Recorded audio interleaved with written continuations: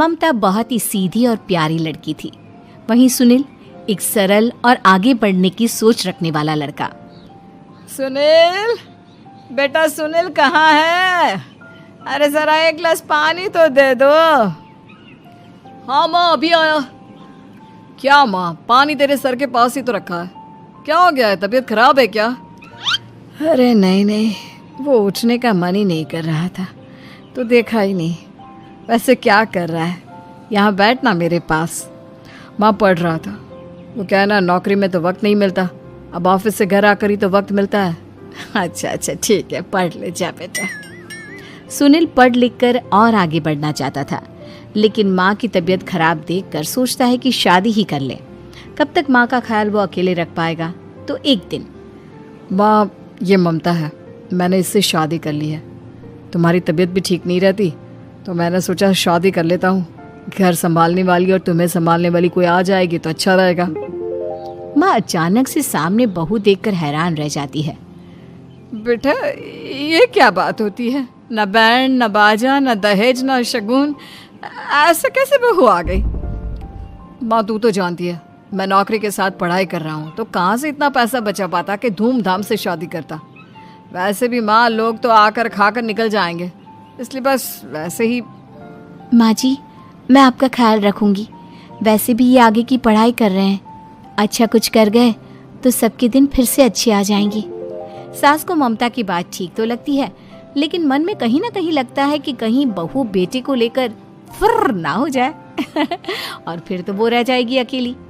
बेटा देख, मेरा जो कुछ भी है वो सुनील ही है, और सुनील का भी अब इस दुनिया में मैं ही हूँ और कोई नहीं। क्या सुनील? बिल्कुल माँ, लेकिन आज से ममता भी मेरे जीवन का अहम हिस्सा है, जैसे तू है। सास को बड़ा बुरा लगता है कि उसकी सल्तनत में कोई और हिस्सेदार कैसे हो सकता है। कैसे कोई और उसके 30 साल के बेटे की जिंदगी में अचानक से आकर बराबर का हिस्सेदार बन सकता है।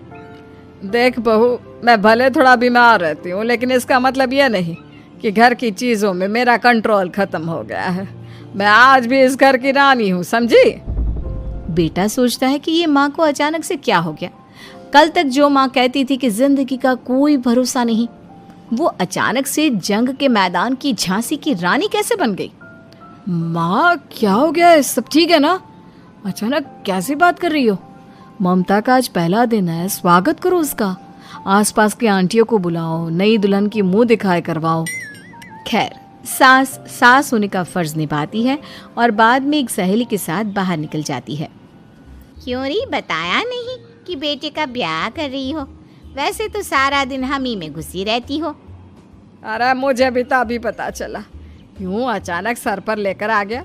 कहता है बहू है माँ तुम्हारी, अब इसको भी इतना ही मैं प्यार करता हूँ जितना तुझे करता हूँ।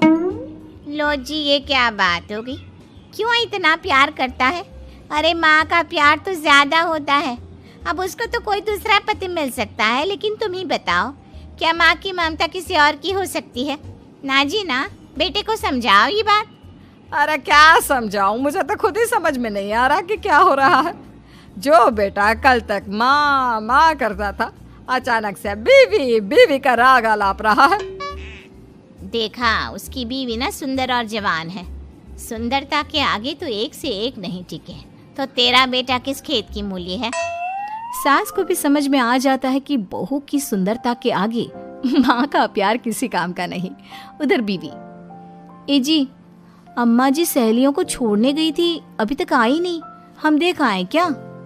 अरे रहने दो ना, आ जाएंगी। कहाँ जाएगी, उनकी आदत है, एक बार जाती है तो पूरी पंचायत खत्म करके ही आती है। अच्छा ही है, खाना वाना खा कर गई होगी।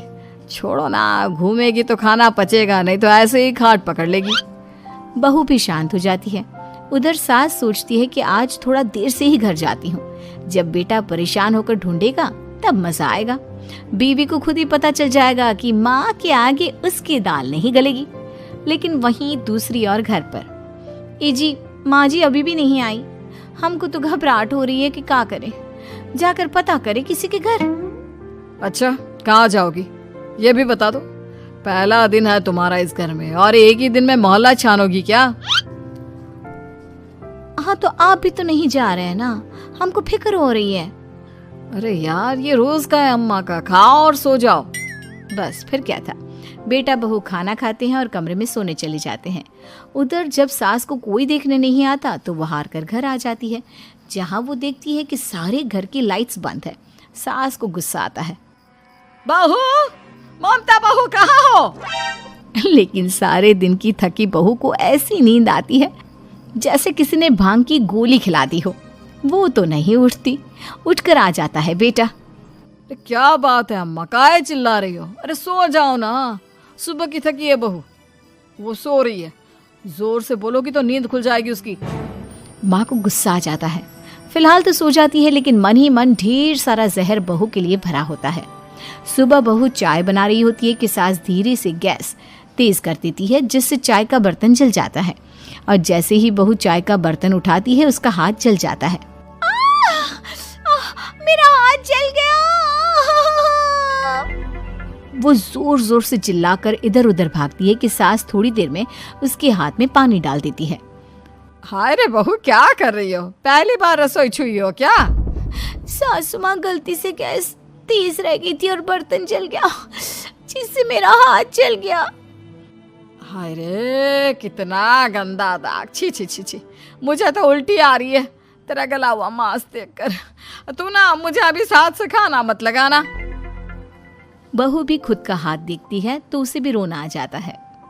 कुछ दिनों के बाद सास की सहेली आती है, बहू चाय बनाकर लाती है। उसके जाने के बाद सहेली कहती है, बहू की सुंदरता ऐसी है कि कोई भी दीवाना हो जाए। वैसे तेरे बेटे का क्या हाल है? अरे वैसा ही है, बहू के पीछे लट्टू। क्या करूं, कुछ समझ में नहीं आ रहा। मैंने तो बहू के चेहरे पर दिवाली के पटाखे की चक्री फेंक दी, उसका पूरा चेहरा जल गया। अब देखो ना रही सुंदरता, और ना ही अब मेरा बेटा उसे पूछता है। अरे अब तो वो उसे छोड़कर दूसरी भी देखने को बोल गया है मुझे। बहू सारी बात सुन रही होती है। आंटी एक बात बताइए, क्या भरोसा है कि दूसरी सही आए और आपके अनुसार रहे? देखिए आंटी, मेरी सासू माँ को गलत बात सिखाने की जरूरत नहीं है। हमारा परिवार साथ में खुशी से रह रहा है। देख बहू, मेरी सहेली की बेइज्जती ना कर, वही अच्छा रहेगा तेरे लिए, समझी? बहू नहीं मानती है। वो बार बार उनकी सहेली को घर से निकल जाने को कहती है। तभी सास की सहेली पास के चूल्हे से लकड़ी लाकर बहू के चेहरे पर लगा देती है। बहू जोर जोर से रोने लगती है। अरे ये क्या कर दिया? मैंने कहा किया, ये तो तूने किया। तू ही नहीं चाहती थी कि बहू बेटे के साथ रहे, भला मैं क्यों करूंगी?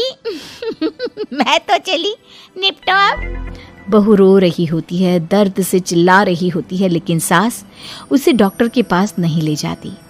तभी पति आता है। क्या हो गया ममता? ये दाग कैसे लगा? तुम कैसे जली? ममता कुछ नहीं कहती, बस दर्द से करा रही होती है। पति माँ की तरफ देखता है। हो ना हो माँ, ये पक्का आपका काम है। आप ही ममता से जला करती थी ना। देखना माँ, अब पुलिस आएगी, केस बनेगा, लेकिन पहले मैं ममता को अस्पताल लेकर जा रहा हूँ। सभी अस्पताल जाते हैं, जहाँ डॉक्टर ममता की सास से कहते हैं, आपने तो नहीं जलाया ना बहू को? अब ममता की सास के तो पसीने छूट रहे होते हैं। वो घबरा कर कहती है, ना ना डॉक्टर साहब, कैसी बात करते हैं? हम क्यों जलाएंगे अपनी बहू को? डॉक्टर ममता के पति से पूछते हैं। देखिए, क्योंकि ये ससुराल में जली है तो मामला पुलिस का बनता है, तो आप पहले पुलिस को बुलाइए, तभी इलाज पूरा होगा। सास डर जाती है कि अब तो बच्ची जिंदगी जेल में ही रहना होगा।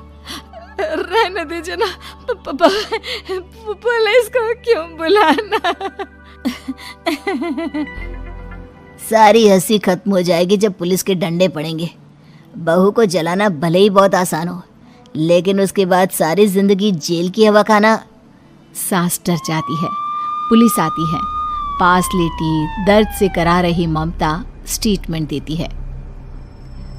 तो क्या हुआ था? कैसे जली आप? ममता पास खड़ी सास को देखती है। बेटी बताओ, कैसे जल गई तुम? ओए, काका का किरण वाली शाहरुख, चुप, बिल्कुल चुप। सास चुप। सभी इंतजार करते हैं कि ममता क्या बोलेगी। जी मैं खाना बना रही थी, लकड़ी उड़कर मेरे ऊपर गिर गई और मैं जल गई। सास बहू की बात सुनकर रोने लगती है। देखा माँ, कितनी समझदार है ममता। ये चाहती तो, हाँ बेटा, ये चाहती तो मैं आज जेल में होती। मुझे माफ कर दे। मैं आगे से अभी कभी ऐसा नहीं करूंगी। बहू के साथ मिलकर रहूंगी। मुझे माफ कर दे।